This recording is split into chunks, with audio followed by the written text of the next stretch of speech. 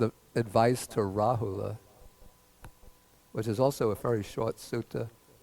And you can see Rāhula is a pabajita. He's one who's gone forth. He's a monk. So this is, but he's not dying. He's not dying here. But this is the Buddha's instruction to Rāhula.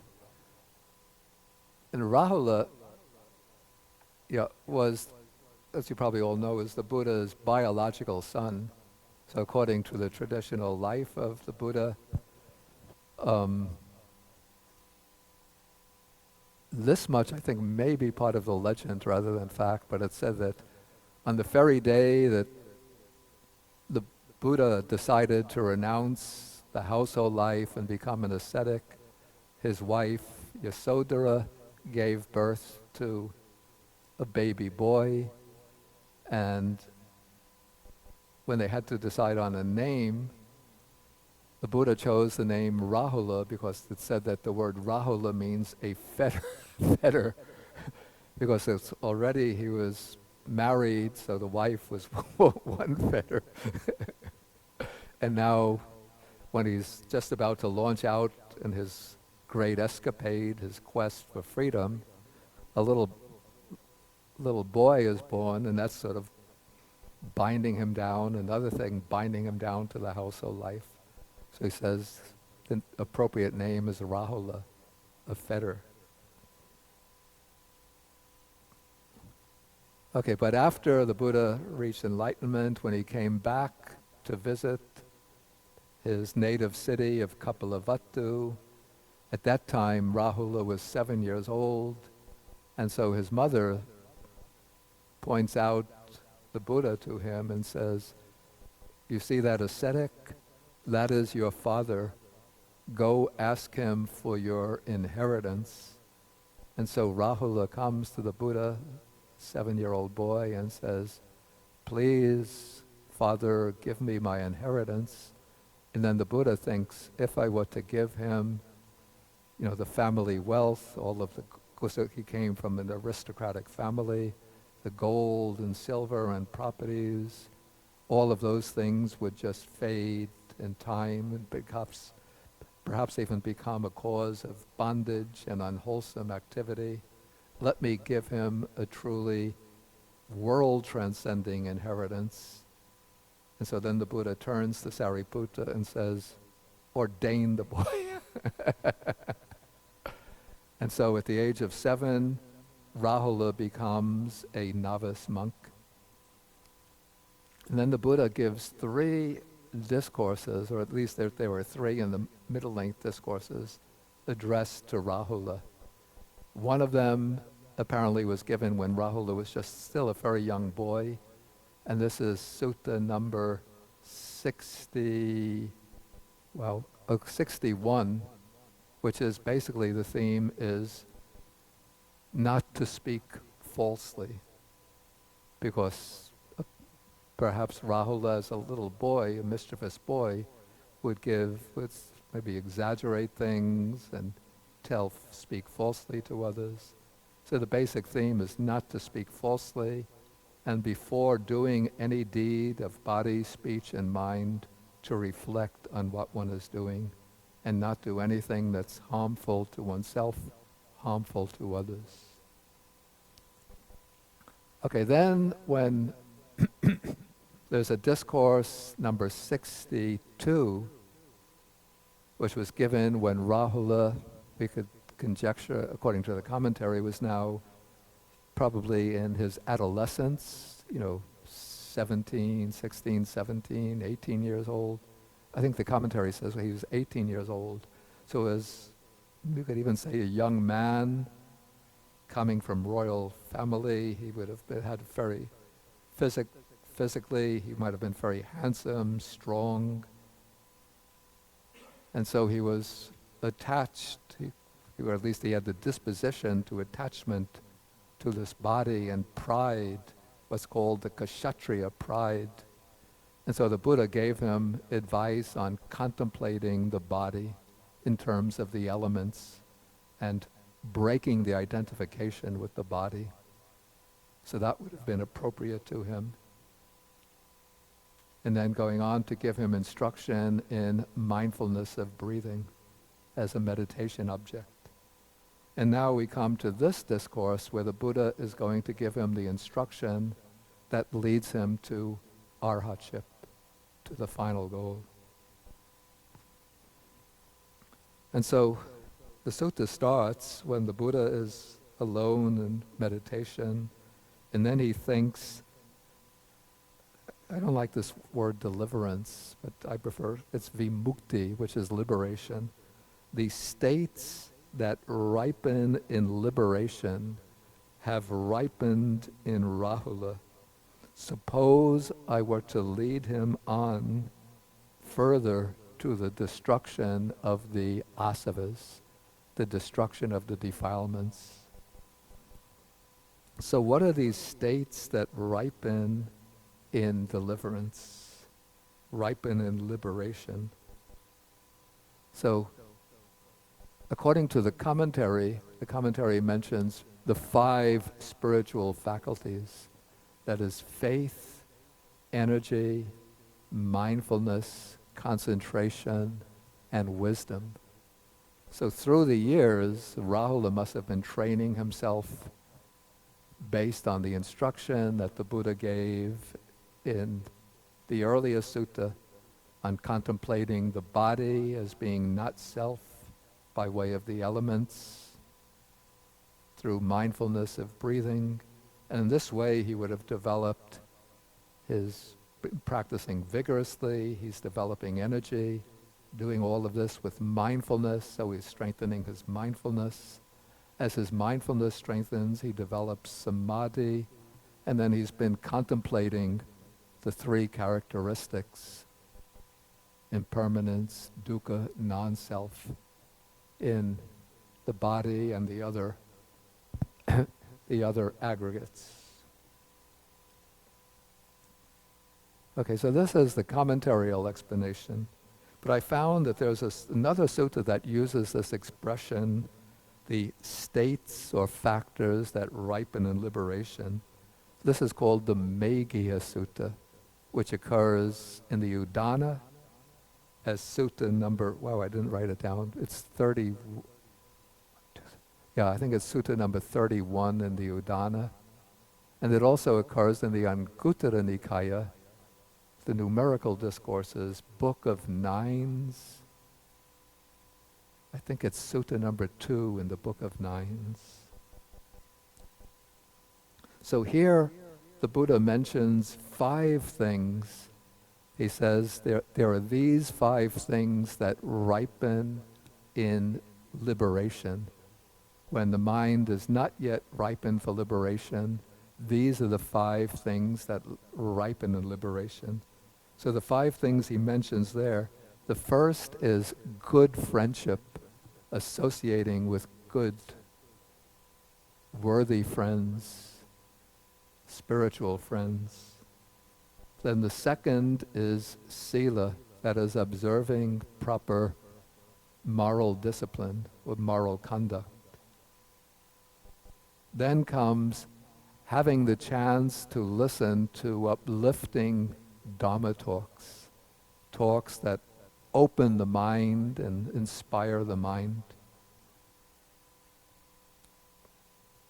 Then comes energy, striving vigorously to abandon unwholesome mental states and develop wholesome mental states. And then comes panya, wisdom or insight into the arising and passing away of things. Okay, so then the Buddha says that when based upon these 5 things, then one develops 4 things further. And these are the 4 meditation objects. So the Buddha here says one develops the perception of the unattractive nature of the body as the antidote to sensual lust. One develops metta, loving kindness, as the antidote to ill will. One develops mindfulness of breathing in order to abandon distracting thoughts. and then one develops the perception of impermanence in order to arouse or generate the perception of non-self. Okay, so these are another set. Actually, the two are not completely different. We have the 5 spiritual faculties, which include energy and wisdom. Well, and then we have the 5 factors mentioned in the Meghiya Sutta and the 4 meditation objects, which lead to samadhi and to insight. So the 2 sets overlap.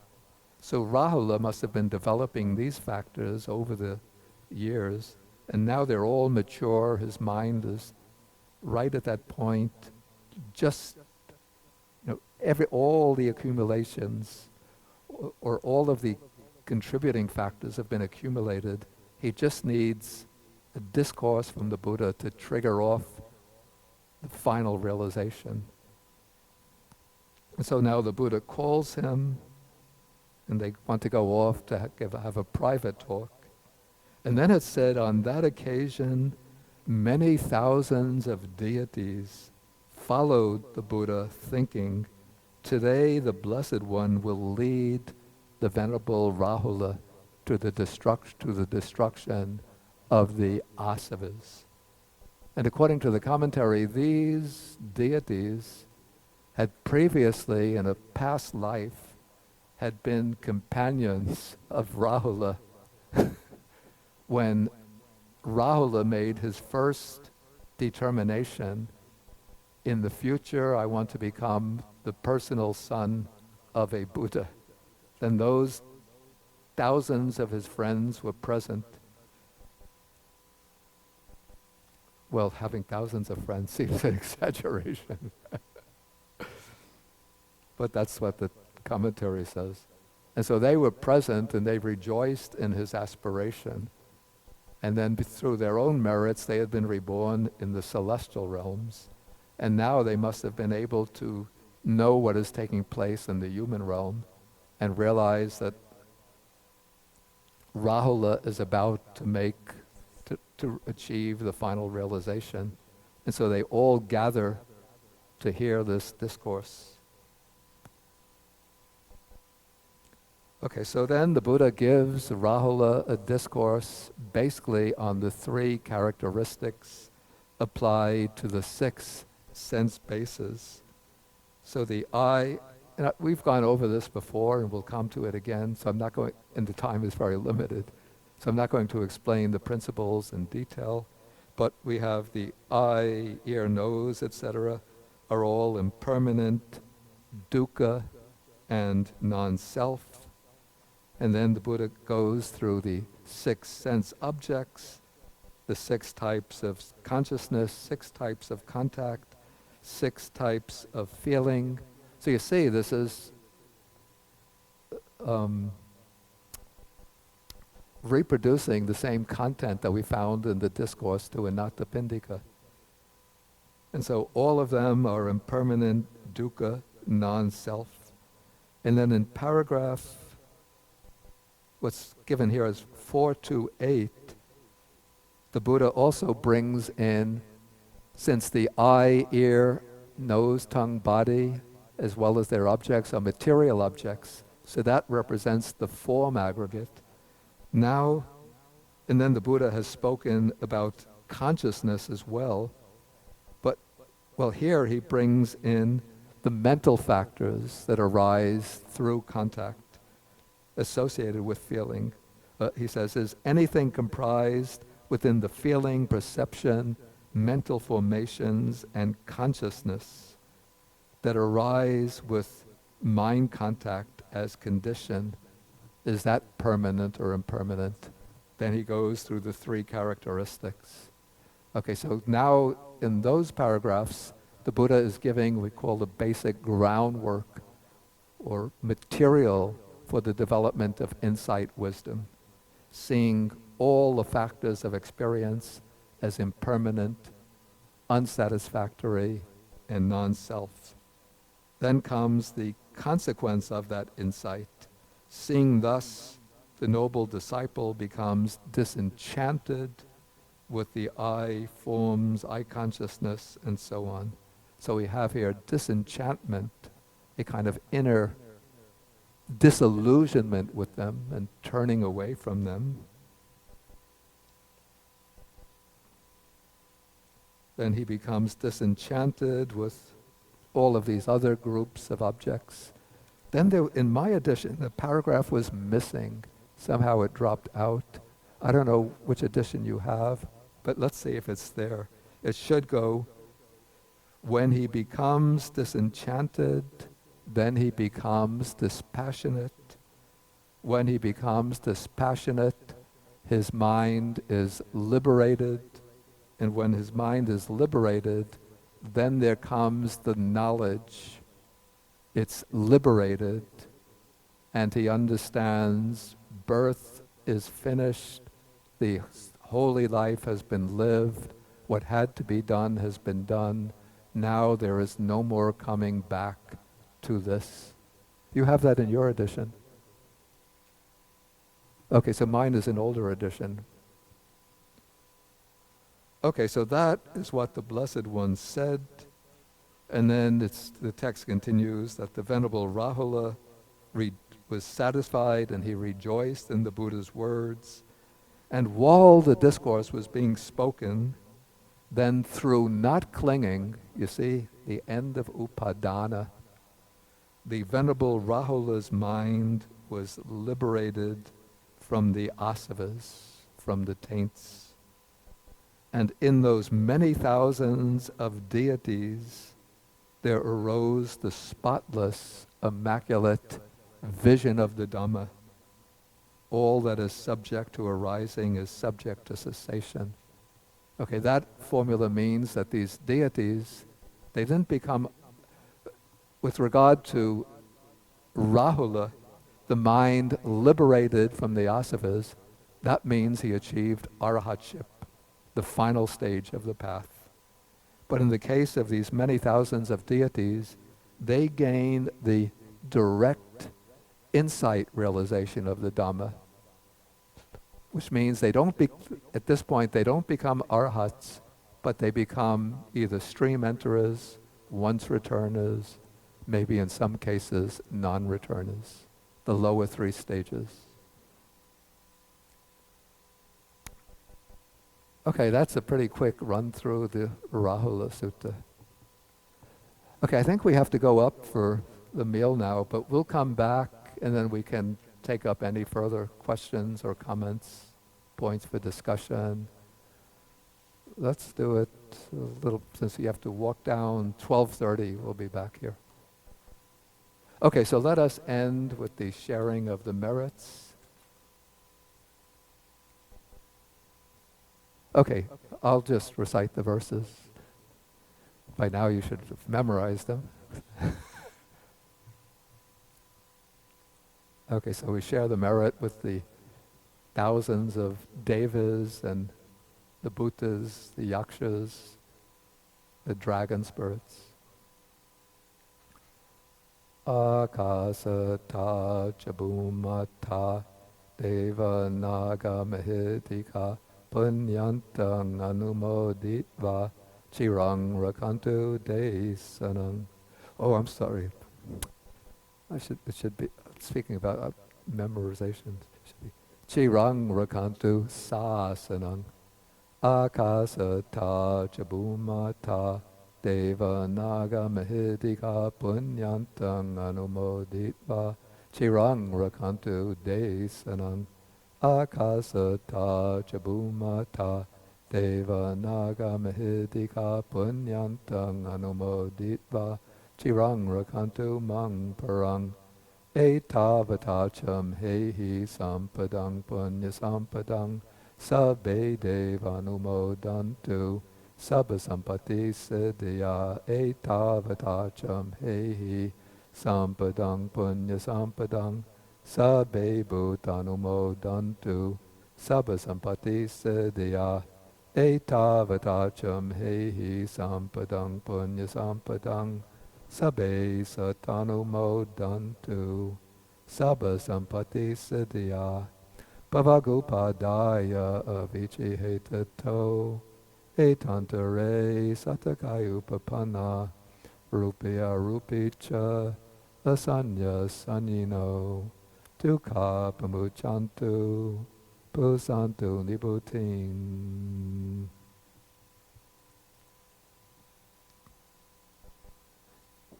Okay, then we end with 3 half bows to the Buddha.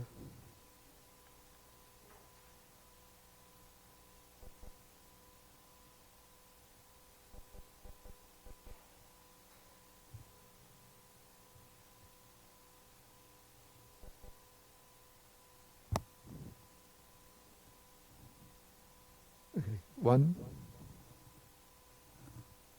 2, 3.